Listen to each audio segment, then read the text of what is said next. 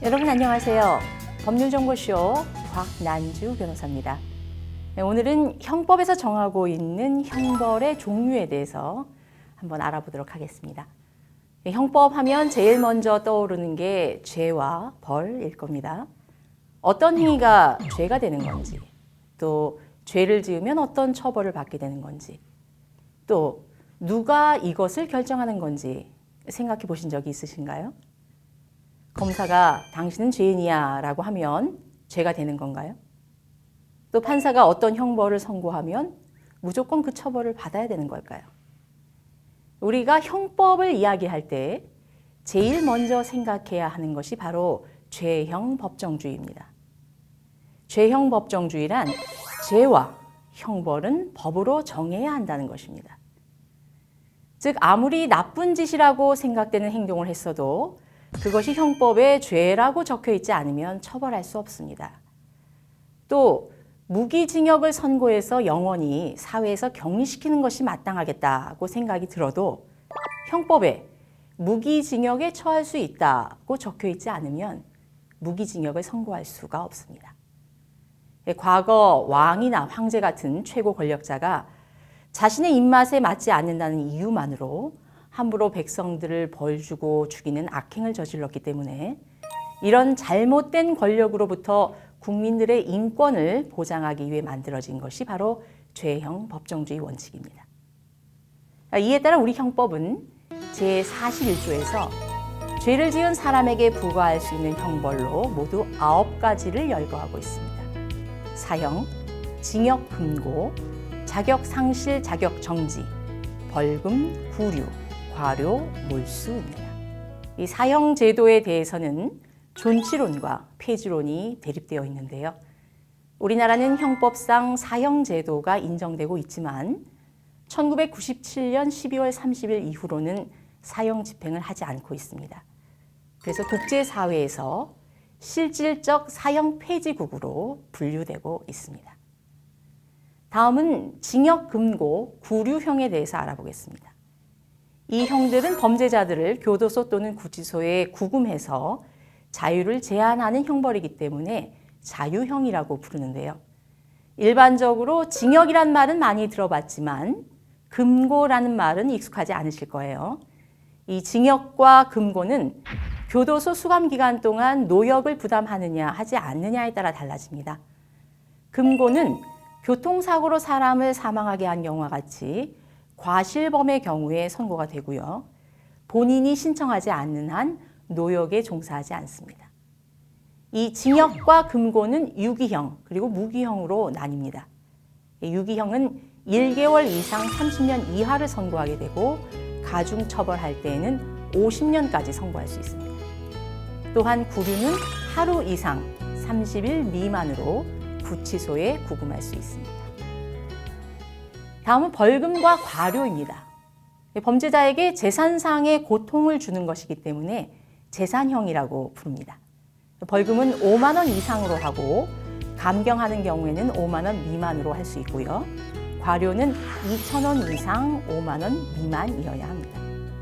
벌금 납입과 관련해서 몇 년 전에 사회적 이슈가 되었던 사건이 있습니다. 바로 노역장 유치 제도인데요.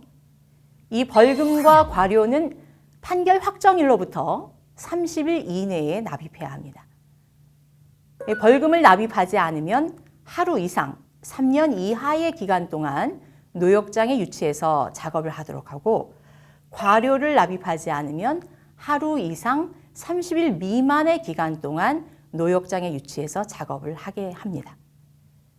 이렇게 노역장 유치 기간이 하루 이상 3년 이하로 한정되어 있기 때문에 똑같이 노역장에 유치되더라도 벌금이 50만 원인 사람과 5억 원인 사람을 비교해 보면 하루당 공제되는 벌금 액수가 크게 달라지게 되는 겁니다. 즉, 하루 징역살이의 값이 달라지게 되는 거죠. 따라서 피고인의 경제적 능력을 고려하지 않고 죄질만을 판단 요소로 해서 벌금액을 결정할 경우에 재력가들에게는 벌금이 실질적인 고통이 되지 못하는 문제점이 있으니까 벌금 산정 방식을 개선해야 한다 하는 의견이 있습니다.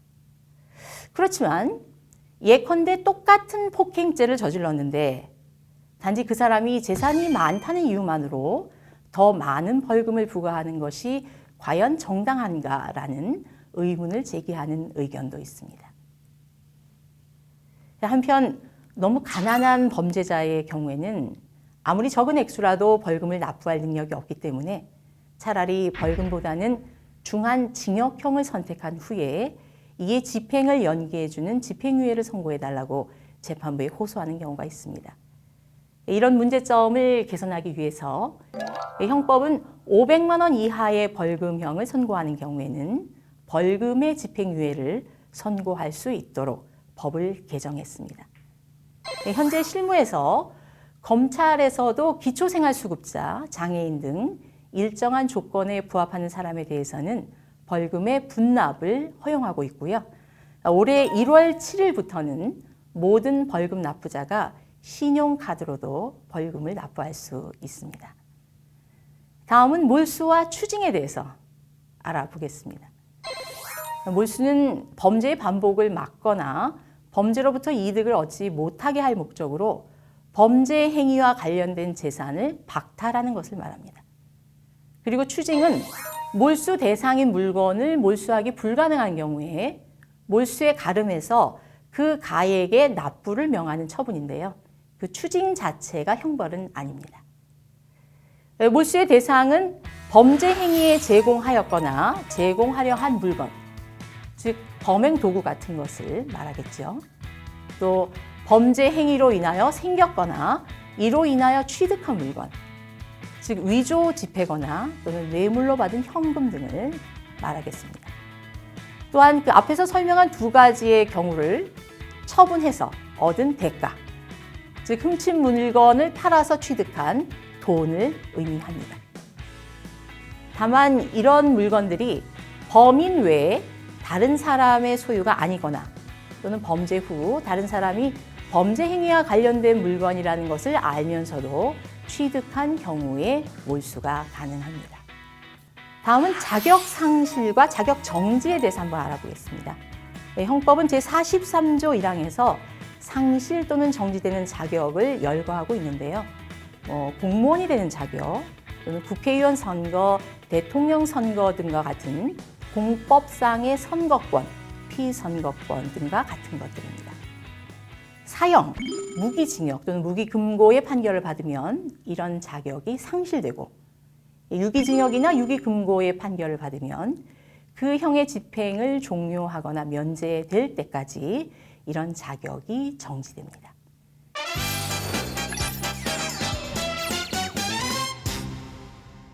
오늘 주제의 키포인트는 형법에서 가장 중요한 것은 권력자의 의사에 따라 임의로 형벌권이 행사되어서는 안 된다는 것입니다. 이러한 사상을 표현한 것이 바로 죄형 법정주의인데요. 즉, 죄와 형벌은 법으로 정해야 한다는 것입니다. 이에 따라 우리 형법도 사형, 징역, 금고, 벌금 등 모두 9개의 형의 종류를 정해 놓았고요.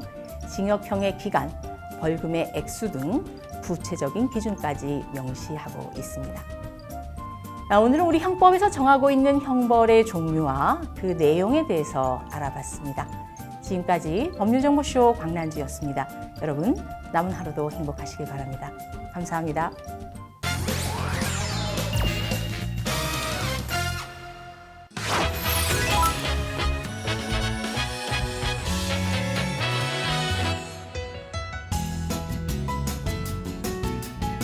안녕하십니까. 법률정보쇼 오성환 변호사입니다. 오늘은 특허침해 경고장 대응 방법에 대해서 알아보도록 하겠습니다. 사업을 하다 보면 경쟁업체로부터 특허침해 경고장을 받는 경우가 종종 있습니다. 최근 한 고객이 저한테 찾아와서 특허권자로부터 경고장을 받았다고 상담을 한 적이 있었습니다. 근데 경고장을 받은 지 꽤 시간이 많이 지났고 이를 방치하고 있다가 상담을 찾아온 것이었습니다. 특허침해 경고장 내용을 검토해 보니 특허침해는 성립되지 않겠다라는 판단을 내렸고요. 그에 대해서 대응 방법을 준비하고 있었는데 특허권자는 이미 그 고객이 제품을 납품하는 업체인 인터파크나 11번가, 옥션 같은 소셜 커머스 업체에도 경고장을 이미 보냈고, 경고장 내용은 고객이 만든 제품은 특허 침해품이니 납품을 받아서는 안 된다는 내용이었습니다. 나아가 그 특허권자는 그런 업체 이외에 소매 업체 등에도 찾아가서 고객의 제품은 특허 침해품이니까 납품을 받으면 나중에 문제가 될 수 있다고 구두 경고를 한 것까지 저희들이 파악을 했습니다. 이와 같은 특허권자의 행동 때문에 시장에서는 그 제품을 더 이상 사지 않게 됐고요. 불과 한 달여 만에 매출은 반토막이 났습니다. 결국 고객은 경고장에 대해서 조속히 대응을 하지 못해서 특허 침해 판결이 나기도 전에 부도가 날 위기에 처한 것입니다. 특허권자는 침해품을 제조하는 회사뿐만이 아니라 그 특허 침해품을 판매하는 회사한테도 경고장을 보낼 수 있습니다. 그렇기 때문에 특허권자는 침해자라고 의심되는 회사를 압박하기 위해서 그 침해품을 납품하는 회사들을 공격하는 경우 등이 있습니다. 이와 같은 경고장을 받은 거래처들은 특허 분쟁에 휘말리기 싫어서 고객의 제품을 구매하지 않게 됩니다. 그리고 고객 제품을 대체할 상품들이 이미 많이 존재하기 때문에 더욱더 구매하지 않습니다. 이와 같이 특허권자의 행위를 방치하다가는 나중에 특허 침해가 아니라는 판결이 나와도 그 피해를 회복할 수 없게 됩니다.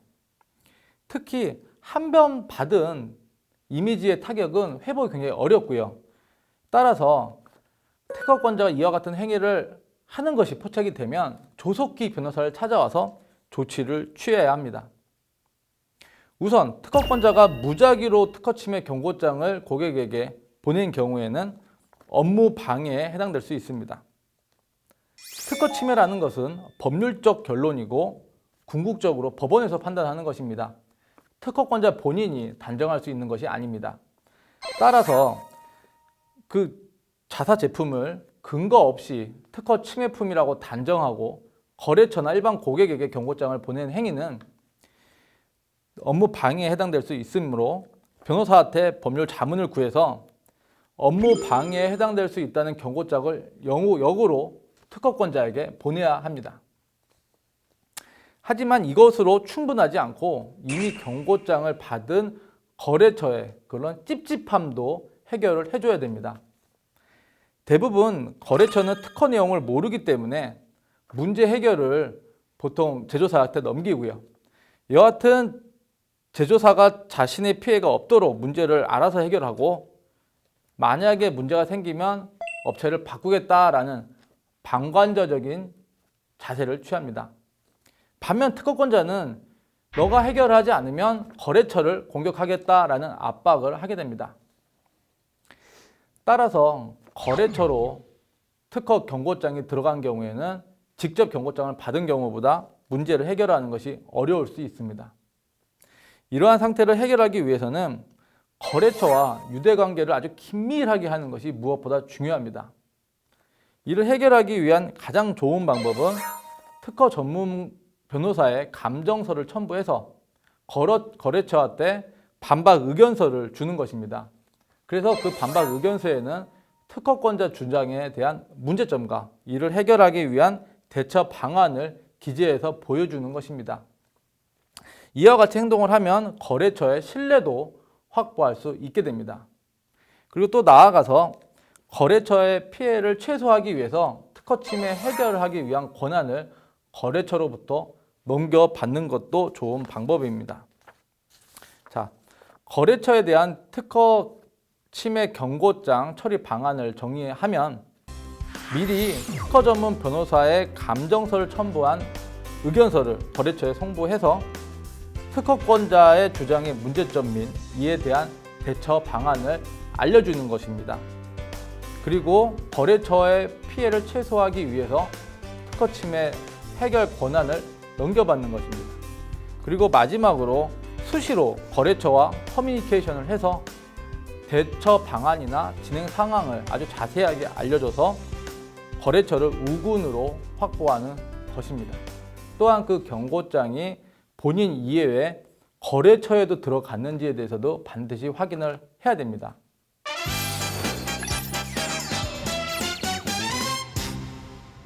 이번 주제의 키포인트는 특허권자는 침해품을 제조한 회사를 압박하기 위해서 이 회사가 납품하는 거래처를 공격하는 경우가 있습니다.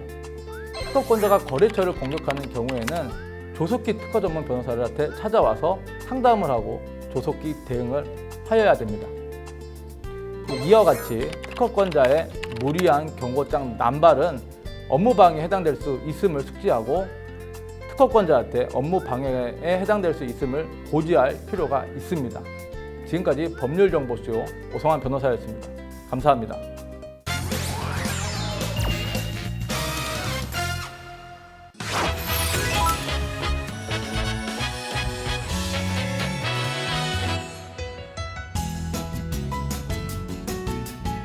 여러분 안녕하십니까? 법률정보쇼 한문철 변호사입니다. 오늘은 일반적으로 무단횡단으로 알고 있지만 그러나 무단횡단이 아닌 것에 대해서 설명드리도록 하겠습니다. 무단횡단이라는 것은 횡단시설, 횡단보도, 육교, 지하보도가 있는데 거기를 건너지 않고 다른 쪽으로 건너는 경우, 또는 횡단보도, 보행할 신호가 빨간불인데 빨간불을 무시하고 건너는 경우, 이런 게 무단횡단이고요. 또 있습니다. 건너가지 말라고 했는데 건너가는 경우, 중앙분리대가 있는데 중앙분리대를 타고 넘어가는 거, 그거 있어서는 안 되겠죠. 또 펜스가 있습니다. 인도가 있고 차도가 있고 가운데 펜스가 있는 것은 넘어가지 말라는 거죠. 그와 같이 횡단하지 말라는 시설이 있는데 그걸 무시하고 건너는 것은 무단횡단입니다. 요즘 중앙분리대가 쭉 이어진 거 말고요, 중간에 플라스틱 봉으로 세워져 있는 것도 있는데요, 그것은 불법 유턴하지 말라고 세우는 것이지만 다른 한편으로는 무단횡단하지 말라는 의미도 있습니다. 그와 같은 중앙분리대, 중앙분리봉, 펜스 이런 곳이 없는 곳, 그런 곳에서는 어떻게 될까요? 좌우를 살펴야 되겠죠. 횡단보도가 어디 있지? 아, 저기 있네. 저쪽에 50m 가면 있네. 이쪽은 70m 가면 있네. 그런 저 가까운 쪽으로 가야지. 또는 횡단보도가 없으면 육교가 어디 있지? 또는 지하보도가 어디 있지? 살펴야 됩니다. 도시에는 바로 근처에 조금만 걸어가면 있어요. 멀어봤자 100m 안 됩니다. 약 한 이쪽으로 50m, 70m 그 범위 내에 있어요. 얼마나 걸릴까요? 거기까지 걸어가는데 몇 분만 걸어가면 되죠. 그리고 신호등 있는 횡단보도에서는 금방 신호가 바뀌었다 하더라도 한 2, 3분만 기다리면 됩니다. 아무리 길어도 5분까지 기다리는 데는 거의 없지요. 그래서 5분 먼저 가려다가 50년 먼저 간다라는 그런 표들이 예전에 많이 있었습니다. 하지만 시골에 가면 육교도 없고요, 지하보도도 없고요, 횡단보도도 없는 곳이 있습니다. 우리 집은 여기 있고요, 가게는 저 길 건너에 있습니다. 엄마가 콩나물 좀 사와라 아들한테 심부름 시켰어요. 아들이 딱 나와서 보니까 길 건너 가게가 있는데 학교에서 무단횡단하면 안 된다 그랬어. 횡단보도로 건너야 된다 그랬어. 근데 횡단보도 찾아봐도 없네. 어느 쪽에 횡단보도가 가까울까? 이쪽은 우리 학교 앞에 가면은 학교 앞에 횡단보도 있지. 학교까지 500m. 저쪽은 읍내까지 가려면 1km. 그럼 500m 있는 쪽으로 걸어갑니다. 500m 걸어가서 횡단보도 건너가서 다시 또 500m 가서 콩나물을 삽니다. 엄마가 너 왜 안 오니? 엄마 횡단보도 건너라고 늦었어요. 곧 갈게요. 또 다시 500m 걸어와서 거꾸로 500m. 비현실적이죠. 우습죠. 그래서 주변에 횡단보도가 없으면 그냥 건너가라고 되어 있습니다. 도로교통법에 그렇게 되어 있어요. 주변에 횡단시설이 없을 때는 차도를 건널 수 있다. 그런데 무턱대고 건너면 안 됩니다. 조심해서 건너야 됩니다. 차가 오나 안 오나를 보고 건너야 돼요. 그리고 제일 짧은 곳으로 건너야 됩니다. 최단거리로. 거기를 대각선으로 또는 지그재그로. 그럼 시간이 오래 걸리죠. 시간이 오래 걸리면서 자동차가 금세 달려올 수가 있죠. 그런 곳에서 사고가 많이 일어납니다. 자동차가 달려오고 사람은 건너가고, 사람이 아무리 빠르더라도 왕복 2차로 얼마 넓지 않지요? 6m, 또는 7m 거기를 건너는데 몇 초 걸릴까요? 천천히 걸어가면 1시간에 4km 걷지요. 심리 걷는다고 그러잖아요. 1초에 1.1m입니다. 건너가는데 6초 걸려요. 뛰어서 건너면 2, 3초면 건너갈 수 있습니다. 하지만 자동차가 시속 60으로 달릴 때는 1초에 16.7m, 2초면은 33m를 달립니다. 시속 80으로 달리면 1초에 22m, 2초에 44m를 달립니다. 자동차가 저기 30m 오는데 내가 먼저 갈 수 있겠지 가다가는 사고로 이어지죠. 따라서 횡단시설이 없을 때 길을 건너더라도 항상 주변을 살펴서 안전할 때 건너야 되는데요. 안전하지 않게 건너다 사고 당했을 때 그때 과실비율은 어떻게 될까요? 나는 건널 수 있는 곳을 건넜으니까 신호등 없는 횡단보도 걷는 거나 마찬가지다. 따라서 자동차가 훨씬 더 많이 잘못했고 난 잘못 없거나 있어봤자 10%다. 이렇게 생각들을 많이 하실 겁니다. 하지만 무단횡단은 아니지만 횡단시설 아닌 곳을 건너다가 사고 당했을 때는 실질적으로는 무단횡단과 똑같이 과실비율이 적용됩니다. 왕복 2차로 도로를 건너다 사고 당했을 때 낮에는 20%가 기본이고요. 밤에는 25 내지 30%가 피해자의 과실이 됩니다. 왕복 4차로 도로라고는 낮에는 30%, 밤에는 40%의 과실이 적용될 수 있습니다. 시골에 사시는 분들 요즘은 넓은 길이 새로 뚫려서 예전에는 금방 건너갈 수 있었는데요. 지금은 국도가 확장되고 중앙분리대는 없다 하더라도 차들이 빨리 달리는 경우가 많습니다. 횡단시설이 주변에 없다 하더라도 나는 건너갈 수 있어. 그게 아니라 건너기 전에 차가 없을 때 또는 차가 저 멀리 있어서 내가 충분히 먼저 건너갈 수 있을 때 안전하게 최단거리로 건너가야만 되겠습니다. 시골길 관련해서 하나 더 설명드린다면 시골길은 인도가 따로 없죠. 보도블럭이 깔려있지 않습니다. 그래서 아스팔트 끝부분을 걸어가게 되는데요. 흰색 선, 그 바깥으로 가면 자갈, 풀, 걷기가 불편해요. 그러니까 아스팔트 끝부분을 걸어가는 경우가 많습니다. 그러다가 사고 당하는 경우도 많은데요. 특히 밤에 뒤에서 오는 차가 못 보고 들이받는 경우가 많습니다. 시골길을 걸을 때 어떻게 걸어야 될까요? 차를 등지고 걷는 것은 매우 위험합니다. 차를 마주보고 걸어야 됩니다. 마주보고 걸어야 저 앞에 차가 차 온다. 얼른 비킬 수가 있죠. 여러분들 우측 통행으로 알고 계시죠? 예전에는 좌측 통행이었는데 지금은 우측 보행. 걸어갈 때 오른쪽으로 걸으라고 되어 있습니다. 그것은 차가 안 다니는 곳, 복도 또는 지하철 통로 이런 데서는 우측 보행입니다. 하지만 차가 다니고 사람도 다니는 곳에서는 그럴 때는 우측 보행이 아니고 차를 마주보고 걸어야 좌측 보행을 해야 안전합니다. 우측 보행하면 차도 오른쪽으로 가고 사람도 오른쪽으로 가고 뒤에서 차가 때릴 때 도저히 피하지 못하죠. 그냥 사고 당하는 거죠. 그 경우 차를 마주보고 걸었으면은 피할 수 있었을 텐데 왜 차를 등지고 걸었느냐 그런 취지에서 피해자에게 과실이 10% 적용되는 것이 일반적입니다.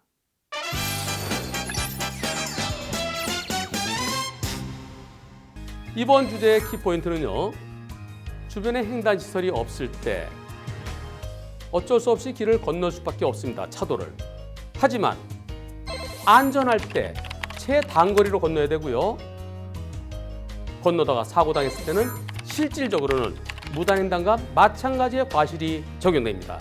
한편 보도가 따로 없을 때, 인도가 따로 없을 때 차가 다니는 차도 끝부분을 걸을 때도 차를 마주보고 걸어야 안전합니다. 지금까지 법률정보쇼 한문철 변호사였습니다.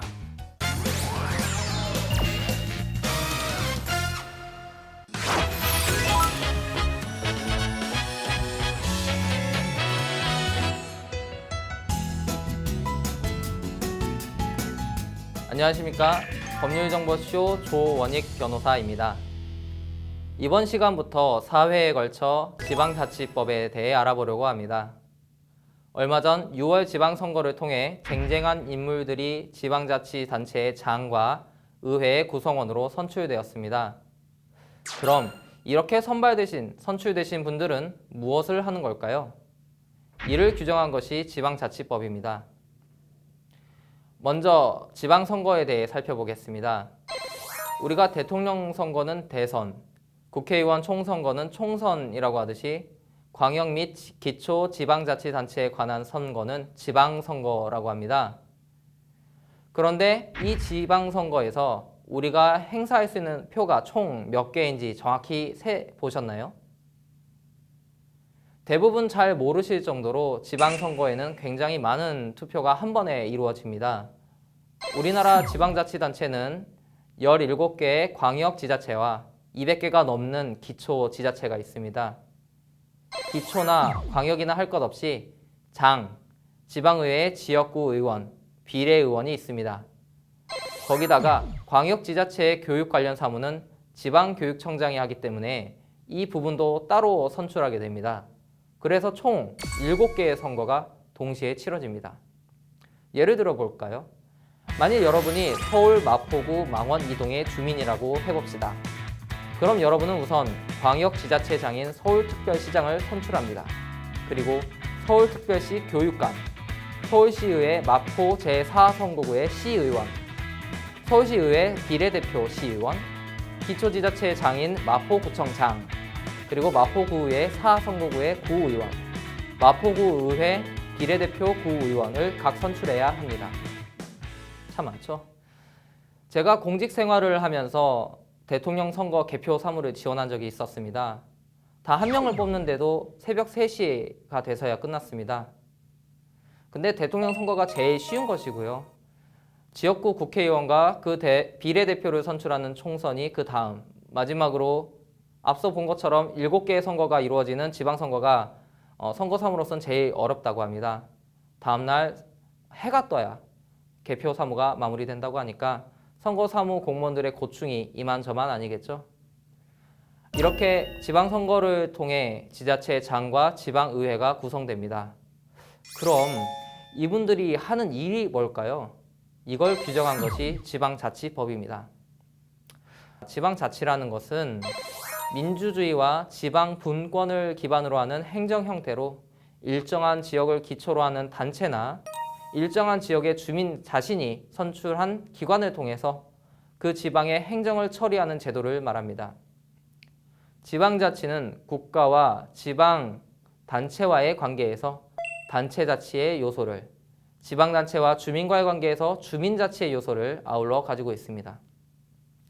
지방자치제도는 역사적인 배경에 따라 나라마다 그 수준이 조금 다릅니다. 스위스나 미국의 각 주와 같이 독립성이 강한 연방제 형태가 있고, 우리나라와 같이 과거에는 통치 단계에서 있다가 분화되어 아직 중앙정부에서 독립성이 크지 않은 지방자치까지 다양하게 존재합니다. 풀뿌리 민주정치를 실현하고 권력 통제를 효과적으로 이루기 위해 헌법이 제도적으로 보장하는 것이 지방자치입니다. 우리 헌법에는 지방자치를 제117조와 제118조 두 개의 조문으로 규율하고 있습니다. 그 내용을 보면 지자체는 주민 복리를 위한 사무를 처리하고 재산을 관리하고 법령의 범위 안에서 자치조례를 제정할 수 있다는 것과 2항 지방자치단체의 종류는 법률로 정한다고 규정하고 제118조는 1항에서 지방자치단체에 의회를 둔다. 2항에서 지방의회의 조직 권한, 의회 선거와 지방자치단체장의 선임 방법, 기타 지방자치단체의 조직과 운영에 관한 사항은 법률로 정한다라고 규정하고 있습니다. 지방자치에서 제일 중요하다고 할 수 있는 지방세 부분을 살펴보겠습니다. 지방자치는 지방세를 재원으로 합니다. 대표적으로 여러분이 재산을 취득하게 되면 내는 재산취득세, 자동차를 취득하면 내는 자동차세, 재산 보유에 따른 재산세, 그리고 단지 거주하고 있다는 이유만으로 내는 주민세, 담배를 사면 내는 담배소득세, 레저세, 지방교육세, 지방소비세 등이 있습니다. 지방세는 국세청이 아니라 지자체 세무부서에서 부과하는 것이라서 국세청이나 세무서로 가면 안 되고 지자체 세무부서로 가셔서 민원을 처리하셔야 됩니다.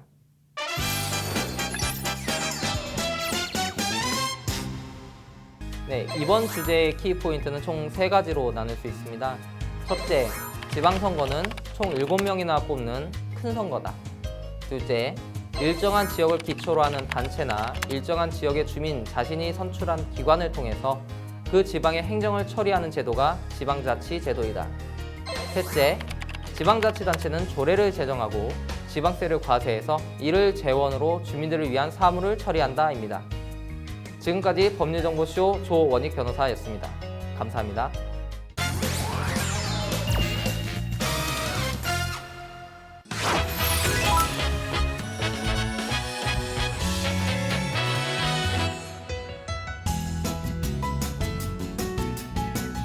네, 안녕하십니까. 법률정보쇼 최광석 변호사입니다. 오늘은 그 상가 점포 권리금 거래와 중개 수수료 이 문제를 한번 살펴보겠습니다. 중개에 따른 보수 한도, 수수료 한도에 대해서는 이 공인중개사법에서 제한을 하고 있습니다.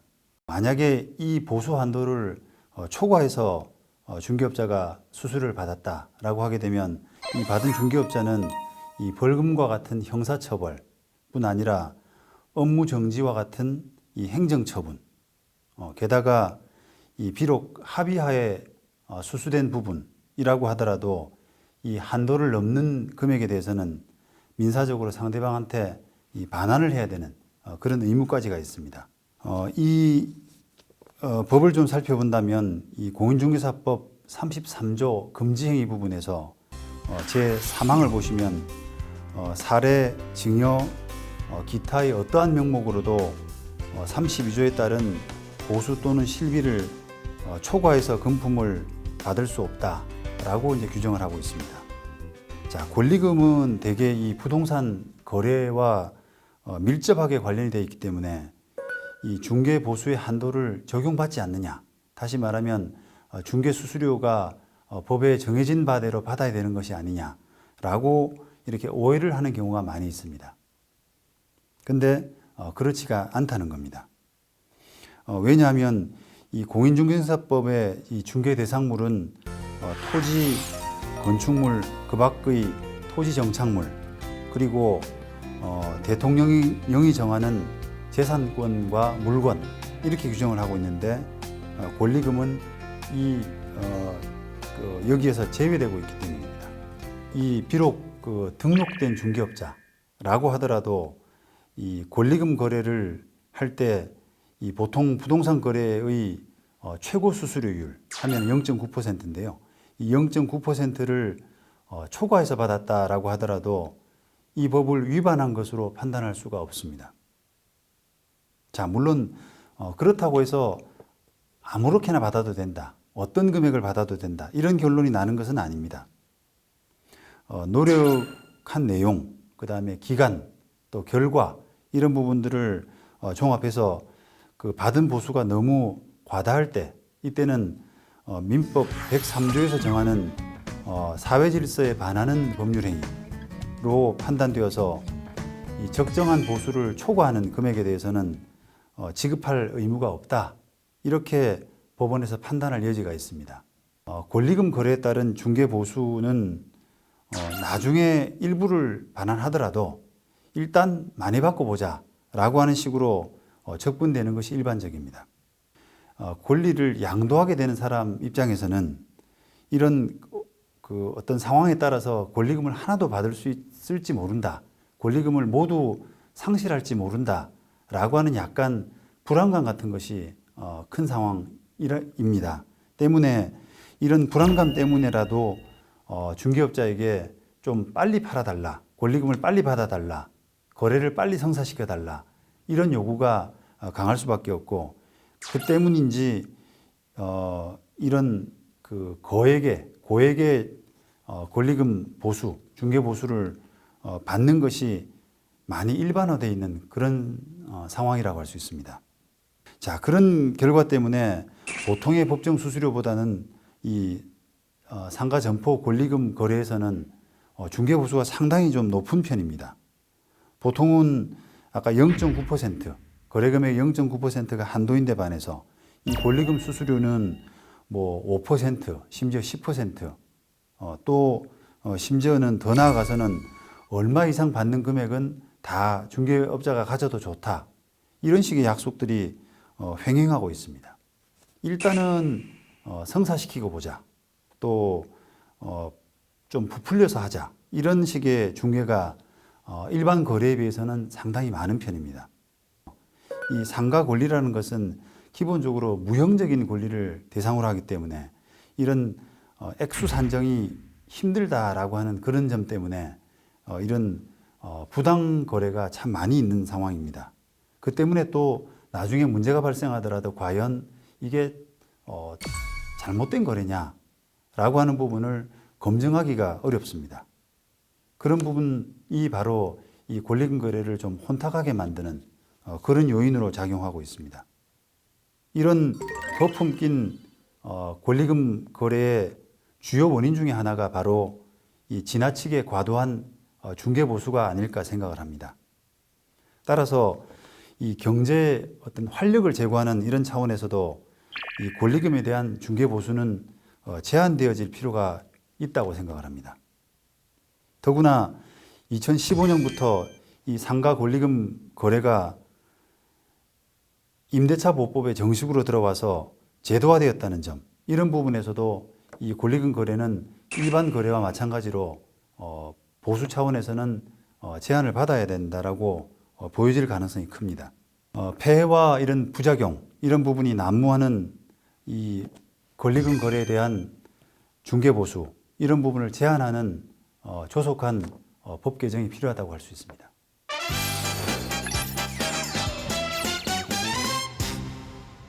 이번 주제의 키포인트는 상가 권리금 중개 보수도 법적인 제한을 받아야 될 필요성이 높다라고 하는 부분을 말씀드렸습니다. 일반 부동산 거래는 중개 보수가 0.9 이내로 제한되고 있는데 반해서 이 상가 권리금 거래는 그런 제한 한도가 없습니다. 그런 부분 때문에 중개업자들은 많은 거품을 양산하면서 이런 권리금 거래를 폐해를 초래하고 있고, 또 그 때문에 쉽고 편한 이런 창업들이 어려워지고 있는 그런 상황입니다. 입법적으로 개선하고 그런 중개보수 한도를 제한하는 그런 법 개정이 필요한 상황입니다. 지금까지 법률정보쇼 최광석 변호사였습니다. 감사합니다.